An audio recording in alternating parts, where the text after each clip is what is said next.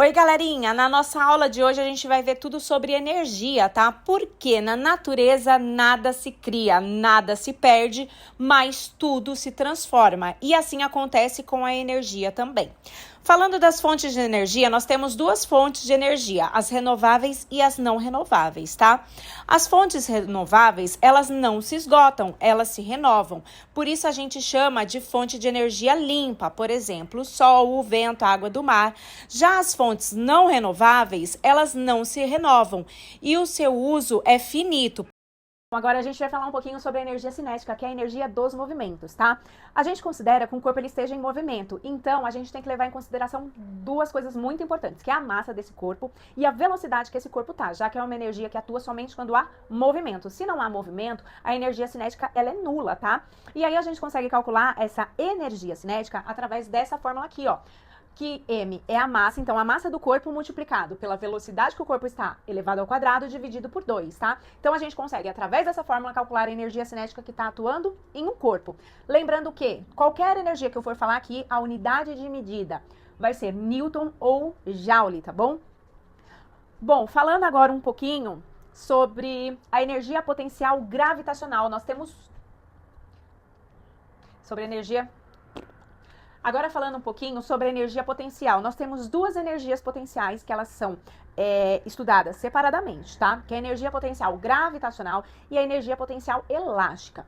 Bom, falando sobre a energia potencial gravitacional, a gente considera esse tipo de energia quando nós temos um corpo e esse corpo ele está elevado do chão, tá bom?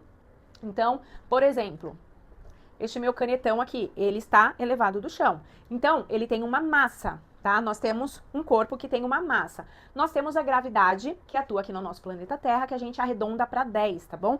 E nós temos a altura que este corpo está do solo, do chão. Então, a gente consegue calcular a energia potencial que está atuando neste corpo aqui, com a massa, a gravidade e a altura que ele está. E aí, a gente faz a multiplicação dessas informações, tá? Se o corpo está no chão, a energia potencial gravitacional, ela é nula, tá? Bom, agora falando um pouquinho sobre energia potencial elástica. Essa energia, gente, ela só atua em elásticos e molas, tá? Onde nós temos essa fórmula aqui e tanto a mola quanto o elástico, eles têm uma constante elástica, tá? Dependendo do material. E X, gente, aqui na fórmula, ela fala, né, na verdade essa letra, a gente considera, não é que ela fala, tá? A gente considera essa letra sendo a deformação dessa mola ou elástico, ou a elongação quando a gente estica a mola, tá? Quando a gente está esticando a mola ou elástico, ou até mesmo a compressão, quando a gente aperta esse elástico ou mola, tá bom? E aí a gente consegue calcular a energia potencial elástica através dessa fórmula aqui, que é a constante elástica multiplicada pela letra X, que significa tudo aquilo que eu falei, que eu escrevi aqui, tá bom? Elevado ao quadrado dividido por 2. Então, se a gente fizer esse cálculo com essas informações, a gente consegue descobrir qual energia está atuando naquela mola ou naquele elástico, tá bom? Agora, falando sobre a energia mecânica.